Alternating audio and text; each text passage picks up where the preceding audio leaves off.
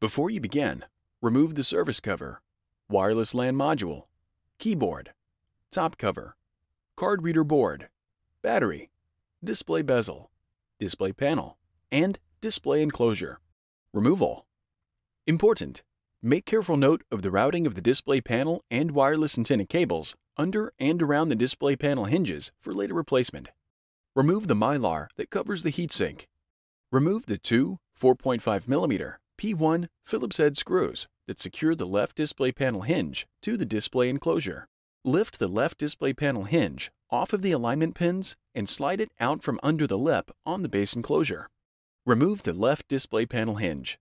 The right display panel hinge is removed in the same manner. Reverse this procedure to install the display panel hinges.